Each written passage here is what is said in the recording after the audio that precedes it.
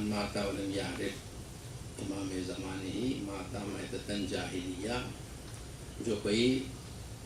اس دنیا سے گزر جائے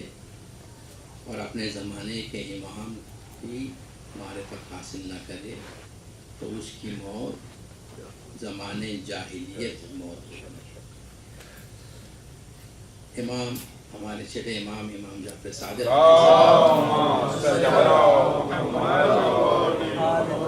کہ صحابی نے امام سے پوچھا کہ مولا آپ کے جد کا یہ ارشاد ہے، یہ جو جہالت ہے، کیا یہ جہالت صرف امام کو نہ پہچاننے کی جہالت ہے یا مکمل جہالت ہے؟ یعنی کہ اس نے نہ رسول کو پہچانا نہ اللہ کو پہچانا، یہ جہالت کی موت ہو گئی، بغیر اللہ کے پہچانے بغیر رسول کے۔ امام نے فرمایا کہ یہ جہالت کامل ہے، یعنی ایسا ہی ہے جیسے اس نے نہ رسول اللہ کو پہچانا اور نہ اللہ ہی کو اس نے جانا۔ اب ہمارے نوجوانوں کے لیے کہ یہ کیسے ممکن ہے کہ ایک شخص اپنے زمانے کے امام کو نہیں جانتا، مگر یہ ہو رہا ہے، کہا یہ جا رہا ہے کہ اس نے رسول اللہ کو بھی نہیں پہچانا، اس نے اللہ کی بھی معرفت حاصل نہیں کی۔ اس کا جواب یہ ہے کہ اگر وہ اپنے زمانے کے امام کو نہیں جانتا، یعنی اپنے زمانے کے امام پر وہ عقیدہ نہیں رکھتا، تو اس کا مطلب یہ ہے کہ وہ اس بات کا عقیدہ نہیں رکھتا کہ رسول اللہ نے اپنے جانشین کا اعلان کیا ہے۔ اگر کوئی شخص یہ عقیدہ رکھے کہ رسول اللہ نے اپنے جانشینوں کا اعلان نہیں فرمایا، اس کا مطلب یہ ہے کہ وہ ایسے رسول کی پر اعتقاد رکھ رہا ہے جس نے اپنی ذمہ داری انجام نہیں دی، تو پھر رسول کو نہ جاننا ہی کہا جائے گا کہ وہ اس رسول کو جانتا ہے، اس رسول پر ایمان رکھتا ہے جس نے اپنی ذمہ داری انجام نہیں دی۔ اور اسلام کا سب سے اہم مسئلہ کہ رسول کے جانشین کون ہیں اور قیامت تک سرپرستی اور قیادت کس طرح چلے گی، اس باب کو اس نے ادھورا چھوڑ کر اس دنیا سے سفر کیا۔ تو ایسے ہی ہے جیسے اس نے رسول کو، حقیقی رسول کو نہیں جانا، نہیں مانا، اور جب رسول کو نہ مانا تو پھر اللہ کو بھی نہ مانا، اس لیے کہ اللہ نے ایسے رسول بھیجے جو اپنی ذمہ داری کیے بغیر لوٹ گئے۔ تو اس لیے امام نے فرمایا کہ جو اپنے زمانے کے امام کو کی معرفت حاصل کیے بغیر اس دنیا سے اٹھ جائے، ویسا ہی ہے جیسے اس نے نہ رسول اللہ کو جانا نہ اللہ پر اس نے یقین اور ایمان پیدا کیا۔ دو پہ محمد علیہ تو ہمارے لیے بھی یہ مسئلہ ہے کہ ہم اپنے زمانے کے امام کی معرفت حاصل کریں، امام کے متعلق یہ کہ وہ امام کے اختیارات کیا ہیں، امام زمانے کے حالات کو کس حد تک حل کر سکتے ہیں، امام کا علم کتنا ہے، امام کے اختیارات کیا ہیں، امام اپنے چاہنے والوں کے لیے کس طریقے کا عمل انجام دیتے ہیں، امام اللہ کا کیسا یہ نمائندہ ہے، اس کے قبضہ قدرت میں کیا کیا ہے، یہ ہمیں معلوم کرنا ضروری ہے۔ تو ہم تو اپنے امام کو دیکھ نہیں سکتے، ہم اپنے امام کا اس میں گرامی زبان پر لا نہیں سکتے، تو ہمارے لیے معرفت کیسی ہو؟ تو پھر ہم کو مدد ملتی ہے رسول اللہ کی اس حدیث سے کہ اولنا محمد، اوسطنا محمد، آخرنا محمد و کلنا محمد۔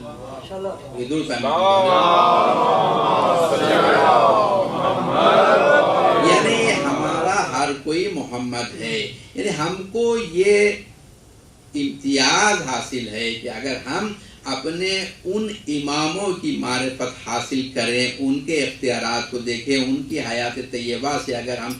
سبق لیں تو ہم اپنے زمانے کے امام کے متعلق بھی نظریہ قائم کر سکتے ہیں۔ اسی لیے یہ ہے کہ ہم جب بھی اپنے کسی امام کی ولادت ہو یا شہادت کی مجلسیں ہوں یا ولادت کے جشن ہوں، اس میں ہم امام ہی کی زندگی سے واقعات پیش کرتے ہیں تاکہ ہمیں امام کے تعلق سے معرفت حاصل ہو اور اسے ہم اپنے زمانے کے امام کے لیے بھی اسی پر اعتقاد قائم کر سکتے ہیں۔ اور آج چونکہ یہ مجلس منعقد کی جا رہی ہے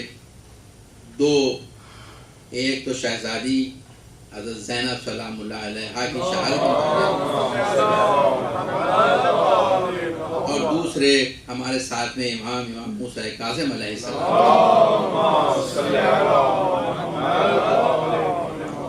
میں چاہتا ہوں کہ آج آپ کی خدمت میں ہمارے ساتھ میں امام کی حیات طیبہ سے واقعات پیش کروں، اس لیے کہ ہم ہمارے تمام ائمہ کے لیے کم از کم سال میں 2 مرتبہ محفلیں برپا کرتے ہیں، تمام اماموں کے لیے یا شہادت کی اور ان کی ولادت کی، اور ہمارے امام کے لیے ان کی تاج پوشی کی اور ان کی ولادت کی ہم 2 محفلیں انجام دیتے ہیں۔ مگر اس امام کے لیے ہم ولادت کی محفل برپا نہیں کرتے، اس لیے نہیں کرتے کہ اس امام کی ولادت 7 صفر کو ہوئی ہے، اور 7 صفر کو چونکہ ہم عزا میں مشغول ہوتے ہیں، اس لیے اس امام کی ولادت کا جشن نہیں منایا جاتا۔ اس امام کی صرف شہادت ہی کی مجلس ہوتی ہے، اور ایک ہی مجلس سال میں امام کے لیے ہوتی ہے۔ تو میں چاہتا یہ ہوں کہ آج کا یہ بیان اسی امام سے مخصوص کر دوں۔ ایک دور پائے محمد علیہ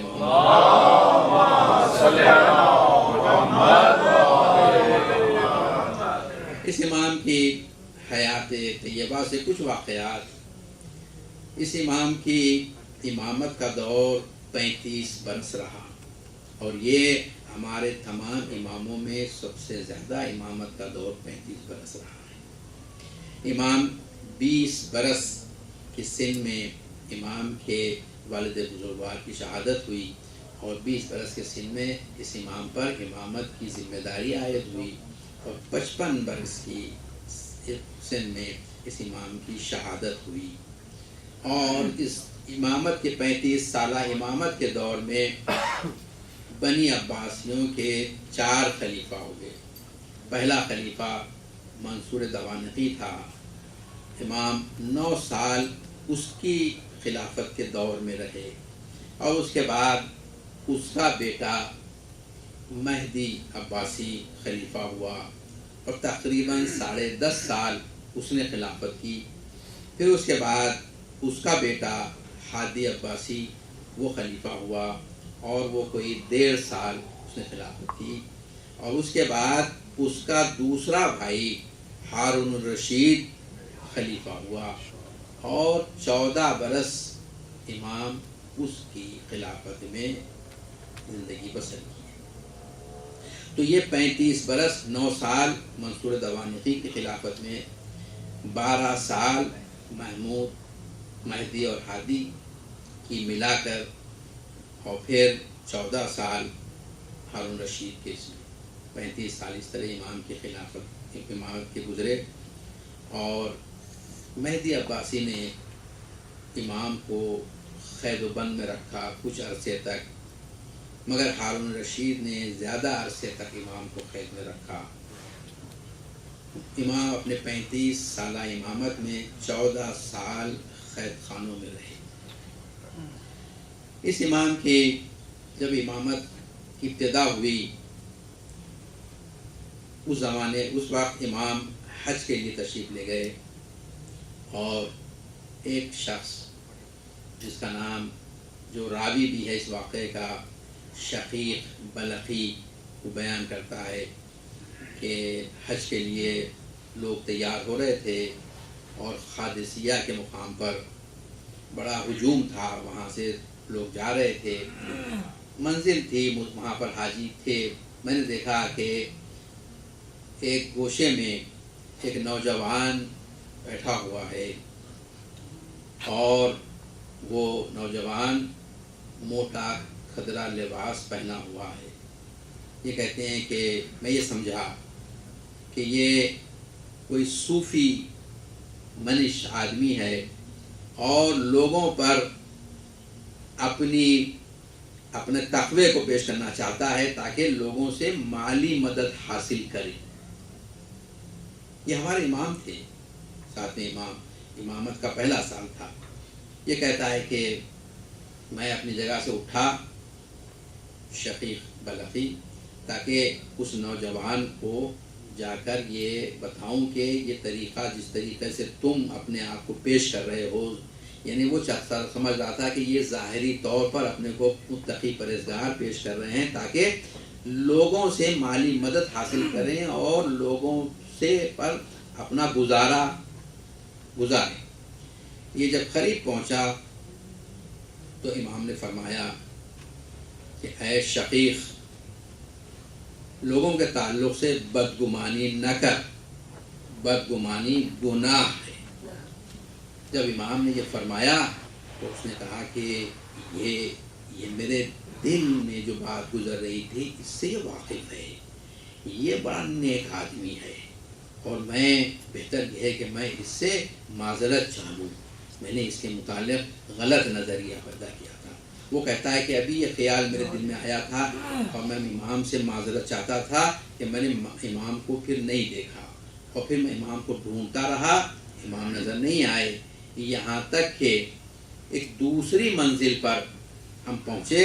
تو میں نے دیکھا کہ یہ ایک گوشے میں کھڑے ہوئے نماز پڑھ رہے ہیں اور نماز اس طرح ادا کر رہے ہیں۔ وہ کہتا ہے کہ مجھے بڑا تعجب ہوا کہ اس طرح نماز ادا کریں اور آنکھوں سے اشک جاری تھے۔ میں نے کہا کہ یہ وہی شخص ہے جس کی مجھے تلاش ہے، میں چاہتا ہوں کہ میرے لیے کوئی ایسا شخص ہو جو میری ہدایت کرے اور میرے لیے ہدایت کا کوئی ذریعہ بنے۔ یہ شخص وہی ہے، یہ اللہ کے ولیوں میں سے معلوم ہوتا ہے۔ وہ کہتا ہے کہ وہ نماز پڑھ رہے تھے، میں ان کے پیچھے بیٹھ گیا کہ اگر وہ نماز تمام کریں تو میں ان سے پہلے تو توبہ کروں، اپنے توبہ اور معذرت چاہوں جو میں نے بدگمانی کی تھی، اور دوسرے ان سے دعا کروں کہ میری ہدایت فرمائیے۔ وہ کہتے ہیں کہ جیسی نماز تمام ہوئی امام پلٹے اور امام نے کہا کہ اللہ غفار ہے، وہ توبہ قبول کرتا ہے، اور اللہ پر ایمان لاؤ اور نیک عمل انجام دو تو ہدایت پاؤ گے۔ وہ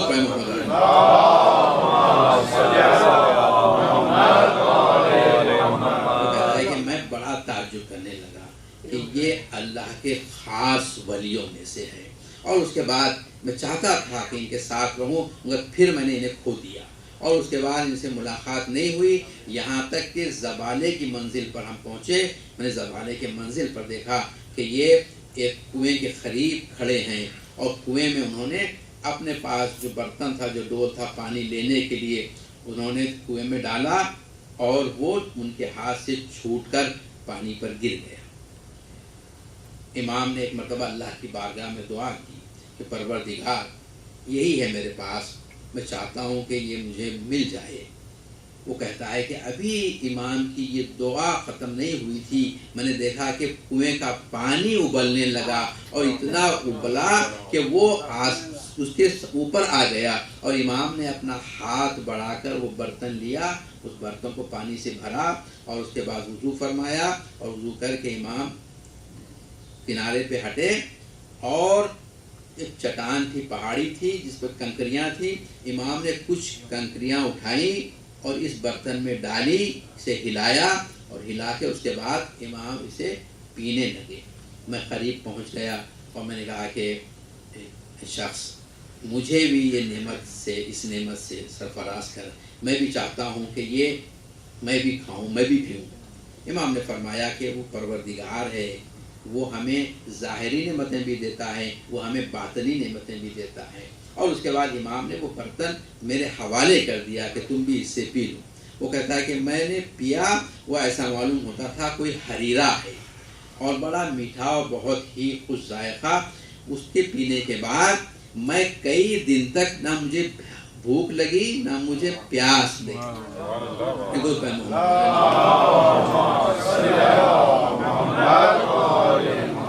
وہ کہتا ہے کہ میں بس تعجب میں تھا، میں نے نہیں پہچانتا تھا۔ اس کے بعد وہاں سے وہ چلے، اور پھر اس کے بعد میری جو ملاقات ہوئی، میں نے انہیں دیکھا تو میں نے انہیں مسجد الحرام میں دیکھا۔ مسجد الحرام میں ایک گوشے یہ کھڑے، آدھی رات کو یہ کھڑے عبادت کر رہے تھے، اور اس کے بعد جب صبح کی فجر کی نماز ہوئی تو صبح فجر کی نماز پڑھی، اور نماز پڑھنے کے بعد طواف کیا، اور طواف کرنے کے بعد مسجد الحرام سے باہر تشریف لے گئے۔ میں ان کے پیچھے جب چلا تو میں نے دیکھا کہ بہت سے لوگ ان کے غلام وہاں کھڑے ہیں ان کا استقبال کرنے کے لیے، اور یہ ان لوگوں کے درمیان میں چلے گئے۔ میں نے پوچھا کہ یہ کون ہیں؟ لوگوں نے کہا کہ تمہیں نہیں پہچانتے، یہ فرزند رسول، یہ موسیٰ بن جعفر علیہ السلام۔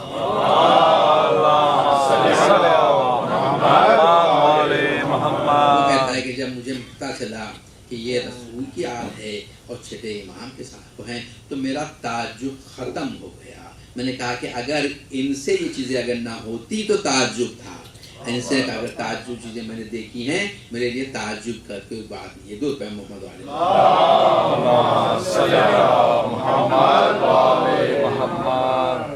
ایک واقعہ آپ کو اور سناؤں جو امام کی امامت کے پہلے سال کا واقعہ تھا۔ یہ واقعہ سناتا ہوں امام کی امامت کے آخری سال کا واقعہ ہے۔ امام ہارون کے قید خانے میں تھے اور امام ابو حنیفہ کے دو شاگرد جو بڑے فقیہ تھے، ابو یوسف اور محمد ابن الحسن، یہ اپنے زمانے کے عالم بھی تھے، یہ دو قید خانے میں آئے تاکہ اس ارادے سے آئے دو کہ امام سے بحث مباحثہ کریں اور نعوذ باللہ امام جو بھی کہیں اسے غلط ثابت کرنے کی کوشش کریں۔ یہ اس ارادے سے آئے۔ ایسے لوگوں کو حکومت بھی مدد کرتی تھی، حکومت بھی ان کو انکریج کرتی تھی۔ تو یہ آئے اور امام کی خدمت میں پہنچے، اور اس کے راوی یہ خود ہی ہیں، انہوں نے یہ واقعے کو لکھا ہے کہ ہم اس ارادے سے آئے تھے، امام کی خدمت میں پہنچے اور امام کی خدمت میں ہم بیٹھے تھے کہ امام کے قید خانے کا جو داروغہ تھا، قید خانے کا جو نگہبان تھا، وہ آیا امام کی خدمت میں اور اس نے کہا کہ اب میرا کام ختم ہو گیا ہے، میں گھر جا رہا ہوں اور کچھ کام انجام دینے کے لیے، اور میں کل لوٹ کے آؤں گا، اگر کوئی کام مجھ سے آپ کو ہے تو بتائیے۔ امام نے کہا کہ تم سے کوئی کام نہیں ہے، جاؤ۔ وہ چلا گیا۔ وہ جانے کے بعد امام نے ان دونوں سے جو ابھی آئے تھے امام سے بحث کرنے کے لیے اور نعوذ باللہ امام کی گفتگو کو غلط ثابت کرنے کے لیے، امام نے فرمایا کہ تم تعجب نہیں کرتے اس شخص پر جو یہ کہہ کے جا رہا ہے کہ میں کل آنے والا ہوں اور آج رات اس کی موت واقع ہونے والی ہے۔ وہ کہتے ہیں کہ جب انہوں نے یہ بات کہی تو یہ دونوں وہاں سے اٹھ گئے اور اس کے پیچھے چلنے لگے تاکہ اس کا گھر دیکھنے کہاں پر ہے۔ انہوں نے اس کا گھر دیکھا جس مقام پہ وہ رہتا تھا، اور اس کے بعد اپنے ایک شخص کو انہوں نے وہاں پر بھیج دیا، ان دونوں نے، کہ وہاں پر رہو اور دیکھو کیا ہوتا ہے۔ وہ شخص اس گھر کے قریب بیٹھا رہا۔ وہ کہتا ہے کہ آدھی رات گزری، ایک مرتبہ گھر سے رونے کی آوازیں بلند ہوئی۔ اس نے پوچھا کیا ہوا؟ کہا کہ وہ شخص صحیح سالم تھا، اس کا انتقال ہو گیا۔ اور یہ شخص دوڑتا ہوا گیا اور اس نے ان دونوں عالموں کو جنہوں نے ان کو کام دیا تھا اسے بتا دیا کہ جو امام نے فرمایا تھا وہ بات سچ ہو گئی۔ یہ دوسرے دن امام کی خدمت میں پہنچے اور امام کی خدمت میں پہنچ کر انہوں نے امام سے سوال کیا کہ یہ بتائیے کہ آپ نے جو وہ بات کہی تھی، یہ علم آپ نے کہاں سے حاصل کیا؟ امام نے فرمایا کہ یہ علم کہیں سے حاصل نہیں ہوتا، یہ علم وہی ہے جسے رسول اللہ نے ہمارے جد مولا علی کو عطا کیا تھا، اور مولا علی سے